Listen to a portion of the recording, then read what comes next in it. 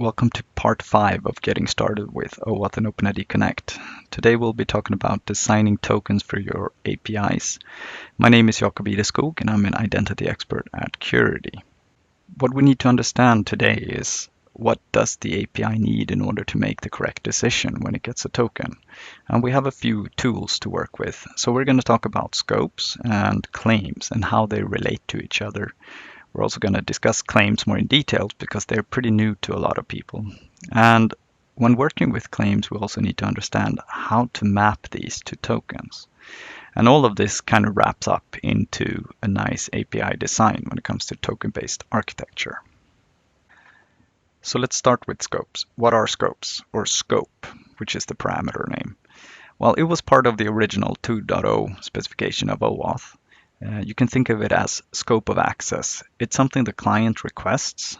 It needs a certain type of access to the APIs, and it uses the scope parameter to define this. The OAuth server, or the authorization server, has a pre-configured set of scopes that it knows about, and part of that list is allowed for the client. So the client may not necessarily be able to request any scope on the server, only the ones that are allowed for that particular client. And when you're using third-party applications, it's common to also allow the user to consent to this. So you show a screen where the user needs to say, yes, I approve that this client may read my emails, or whatever the scope may be. But for first-party clients where the organization owns both the app and the APIs, it's very rare that you use a consent screen. So the scope parameter is a string of space-separated values called scope tokens. So we usually say just scopes, but really there's just scope and scope tokens. I'll use both words. So the client requests the scope parameter, and the authorization server determines whether it should issue the scope or not. So it may decide that it wants to issue other scope tokens than the requested ones. This is up to the server, and the client is told in the response what scope tokens actually were issued in the scope string in the response. The user, if it consents to it, will see these scopes also, and if it deselects some, fewer will be issued to the client. The server has a configuration of available scopes, and then per client, the client is configured to only be allowed to request certain scopes. So it's not necessarily so that just because the server advertises that it has all these types of scopes that a client can ask for them, or will be allowed to get them, at least if it asks for them. So it's not an error to ask for scopes that you don't get. The authorization server can silently drop scope tokens and report back what the client was issued. So let's understand this a bit better by looking at an example.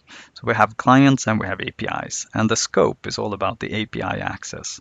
So the access token gets loaded with these scopes, or scope tokens. So the API can look inside the token and see what type of access is allowed with this token. So we can use it for authorization decisions. So consider having an invoice API, and we have two types of client. We have a customer-facing client and we have a back-office type of client. And the invoice API can do two things. It can both create invoices and it can list and view invoices. So obviously we want the customer client to be able to view invoices, and we want the back office client to be able to create invoices. With scopes, we can define this by creating custom scopes: invoice read, invoice write. You can define anything. OAuth doesn't really say what a scope is, just whatever you like. So invoice read, invoice write. And then we can assign the invoice read scope to the customer client and the invoice write scope to the back office client. So in the authorization request, they can request this scope, and if it's issued, the token will contain that scope. So the customer client, when it's doing a GET request, will have a token containing the invoice read. So the invoice API can now see, okay, you're doing a GET, you're requesting a particular resource, and I can see you have the permission to read. Great. Same thing with the back office client. You're doing a post, you have the invoice write scope, and I'm seeing that you can write this given the access in your token. So we're really dealing with an application layer, if you will, authorization model here. It's the client that it has the scope. It's not the user per se. So we never want the customer client to be able to write no matter who logs in, even if the super user or super admin is logging into the customer client, it should never be able to do anything else than reading stuff. So we can decide early on that this type of application has this type of access. That's where scope really comes into play. So let's look at how scopes are used when requesting an OAuth token. So we'll run the code flow again, like we've done in previous videos here. And I have two clients. I have a customer app and a back office app. So I'm going to use the customer app first. And I've created some scopes, invoice write, invoice read. So let's just ask for the invoice read scope here to begin with and run the flow. And we can see I got an access token. So let's look inside and see what we got. When we introspect the token, the scopes are always listed. So the API, it will see this either by introspecting, or if this token was in JOT format, it would contain it already. So we can see we got the invoice read scope. This was also responded to the client in the response when the token was issued. So the client would already know, okay, I got the invoice read. And if we also add the OpenID scope to make a OpenID code flow instead and rerun this flow, we will get an ID token as well. And the ID token has no information about scopes. So scopes is for the access token, it's for the API. That is the only place where scopes will be visible. So let's also try the invoice write. Like I said earlier, it's allowed to ask for scopes that are not configured for the client, and it's up to the OAuth server to drop these or respond with something else. So let's ask for this one and see what happens. So we get a successful response, we get a new access token, and if we look inside it, we can see that we still only got the invoice read and OpenID scope. So even though we asked for invoice write, we didn't get that. And in the response where the access token was issued, the server told the client that, yes, you only got the scope, invoice read, and OpenID. But if we use the back office app instead and try the same thing, we have different configurations for that in the server. So we can see that even though the same user logged in, that was single sign-on, that's been going on the whole time, we can see now that we didn't get the the invoice read app scope because that wasn't configured for this client. We got invoice write, which we also asked for. So the authorization server will look for the scopes that are configured for the client, compare it to the ones that were requested, and issue the ones that are appropriate. If we would have the user consent to this in the middle, we can force consent. We can see that the user will be involved in the middle here and say, do you want to allow invoice write for the back office app? And this is a way to make third-party apps not be able to request scopes without the user knowing. So the user will be part of that flow and will be prompted and has to submit. So this is from the OAuth server. And once it submits that consent, we can see that, yes, the scope was issued. Okay, so now that we know what scopes are and how they work, let's look at claims. So claims, they're pretty different from scopes. Claims have values to begin with. And these values we call attributes, and they are asserted by a trusted party or an issuer in OpenID lingo. So the authorization server or the OpenID Connect provider is the trusted party in this case. And these attributes, they tell us something about the user, which we call the subject. So here's an example of a claim. Jacob has a horse, says Travis. So Jacob is the subject. The attribute we're claiming is has a horse. And the issuer in this case is Travis. So if I trust Travis, then I trust that Jacob has a horse. If we look at a JSON web token, or any token for that matter, the body structure of it usually looks something like this. You have a subject, which is the user ID. Can be an email, can be just a random identifier. We have an issuer, defined usually by the ISS field or claim. And the issuer is the authorization server. And then we have attributes, name, and so on. So if we trust the issuer, which should be an HTTPS URL, and it should point to an issuer URL where underneath you'll usually find the OpenID Connect metadata and other things. If you trust that, you can then trust the claims claimed by that issuer. So it's simple as that. The JSON Web Token has this built in already, this type of format, but there's no reason not to use the same structure for any type of token. A reference token where you have to go and introspect. Obviously, you trust the introspection endpoint then, and that response will be equally trustworthy. The issuer may not be in that response, but you know the issuer then by configuration. So if we go back to the previous example, we can introduce claims on top of the scopes. So let's assume we have two claims. We have the account number, which tells us what account can we read invoices for, and we have account access, which can be a set of any or single.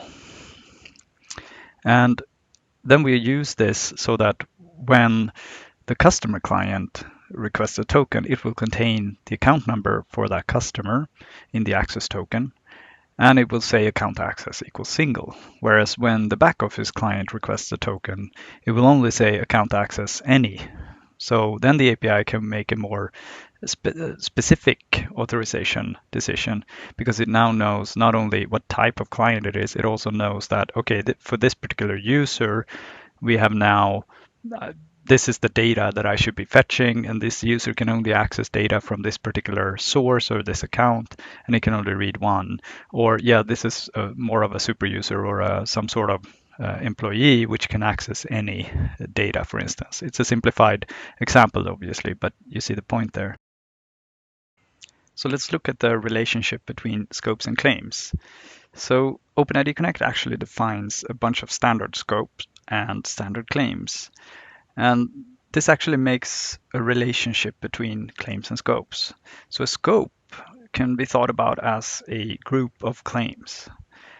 And Curity allows user-defined groupings, and OpenID defines a bunch of standard groupings of what claims goes into what scope. So what does this mean? Well, if we look at the OpenID Connect standard scopes, there's OpenID, phone, address, email, profile, and offline access. And these scopes can be requested by the client if they're configured to be allowed. And each of these scopes have a number of claims associated with them. So if you look at the profile scope, which is the biggest one, it will give you claims about the user profile, so like name, given name, etc. Whereas the OpenID scope is more abstract. It has more of the subject and authentication time, the ACR, and we think of these as system claims. They tell you something about the time the user was authenticated, etc. The address only has one claim associated, which is the address claim, and the email has two, email and email verified. So that means if you request the email scope, you will get the email claim and the email verified claim, which is a Boolean telling you if the email was verified or not. And this goes into something called claims mappings. So where does this end up? So if you take the email scope, for instance, it has two claims, email, email verified. Normally, they don't end up in the ID token, they end up in the user info. So just because a claim is issued doesn't mean it will end up in the token or the place you think. That's up to the OpenID Connect provider to decide where does this go.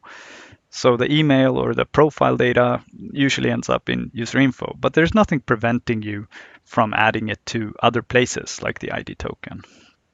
The OpenID scope, for instance, well, the subject ends up everywhere, the ACR in the ID token, but not in user info. And if we make our own mappings, like the example before, we could take the invoice read scope and say that when you request the invoice read, we will issue account number and account access claims. But we will only put the account number claim in the access token, and the account access claim in both the access token and the ID token. So this isn't something the client necessarily needs to know. It may need to know. It depends on the implementation. So we have a mapping going on here that the provider will do, or the authorization server will do, of where to put the claim depending on the scope. In OpenID, you can request claims directly as well and say, I need this claim in the ID token, and then the OpenID Connect provider can put it there if it's allowed. So claims mapping is an important thing here. And if we take the invoice write scope, for instance, that we also had, it doesn't need the account number claim, so it only has the account access claim, which it puts in the access token and the ID token. So it puts it in the access token, obviously, because the API will need this to make the authorization decision, but perhaps it's useful to put it in the ID token so that the client can show something. Maybe it shows various different user interfaces depending on what type of access is allowed, and so on. So putting things in the ID token can be useful, but keep in mind you shouldn't put PII data or privacy related data in the ID token unless you know who's receiving that and how they're handling that. So let's continue with the customer app and the back office app example. I'll start with the customer app and I'll request the invoice read scope and the OpenID scope so that we get an OpenID ID token as well. And we log in. And now, first of all, we'll log in with a regular user. So I'll log in with any customer user. And then we take a look at the tokens we got. So in the access token now, first of all, we can look at what scopes was issued. We got the invoice read scope. Oops, there. And we also got claims. So now we got the account number claim, which is the account number for this user. So the API now knows if I need to list an invoice, I should do it for this account. And we can also see the account access that it's set to single currently. If I look at the ID token, I see the same thing. I see the account access single, but I don't see the account number claim here because we didn't map the account number claim to the ID token. So both claims were issued, but they were mapped to different tokens. So let's change app and run the back office app instead and request the invoice write scope. Let's start by logging in as the same user. If I log in as the same user, we check the token. We see that now we got the invoice write scope. We got the account access single. So it's still single. It was supposed to be any when I used the invoice write scope, right? Or at least that's what the API needs. But the claim is mapped to the user. So this user didn't have access rights to do anything on that API. It only had the single access right. So I need to be a different user that has that permission. So let's log in again as the admin user. And let's take a look. And now we can see that the access right is any. So the claims in the tokens, they're bound to what properties the user has, whereas the scope is more what the client is allowed to do. So with this, we can provide the API with the information it needs in order to make a very precise authorization decision all the time. So now that we know how claims and scopes work, we can consider designing our tokens. So the claims infrastructure gives us the power to decide what goes in the token and when. So for ID tokens, we put things in that we think the client needs to know, maybe to customize the UI or for other reasons. And it's usually interested in the normal things that the ID token contains, like the authentication information, how and when, etc. And we try to avoid putting PII in there unless we know who's receiving it. The access token, on the other hand, it's not defined what goes in there by the specification. So we have a lot of freedom to design the token that matches our infrastructure. And it's for the API. It, of course, can contain PII now, because when it's read, we're inside our infrastructure. So we need to think about what can we do to help the API make the correct authorization decision. The goal is to make the API have as much information as possible when it gets the token, so it doesn't have to go and read elsewhere information that it needs to take the yes or no decision. So gather all the claims that you think are necessary for a particular group of APIs and put them together in a scope so that the client, when they request that scope, the token will automatically be populated with the claims that the API needs. So the client doesn't necessarily need to know this. It just needs to know I need invoice read access, for instance. And then we have the user info endpoint, which follows the same pattern, except it's not a token. And we just try to keep user profile information in there. But many times we get the question, who defines the scope and the claims? And it's not a simple question to answer, but commonly you can think of the API as sort of the lowest place where the scope becomes defined. So you have a group of APIs and you think, what function are they exposing? And then you translate that into some scopes, one or many. And then you also start thinking about, okay, when a user makes a request here with an access token or a client that is not having a user bound to it, what does the API need in order to make a correct authorization decision? And then boil that down to a number of claims that are not super API specific if you can avoid it, but generally useful for your API infrastructure. And then you bind these to the scopes that you have. It's okay to bind the same claim to different scopes. It's not a one-to-one mapping like that. You should always strive for a single point of trust so that you don't add information to the request from other places than from what's in the token. When you do that, you expose yourself of risks that somebody may inject incorrect information in a request. From the client especially, but also between APIs. If you're passing a request on from one API to another, they should pass the access token or a similar token on, and the next API should make decision based on what's in the token as well, so you don't add things in the request there. Then you also run the risk of either doing an error when you read data or having a malicious party coming in and adding data the wrong way. So strive for a single point of trust. So with that, we've gone through scopes and claims, and I'd like to thank you for this part of the series and stay tuned for the next one. Thank you.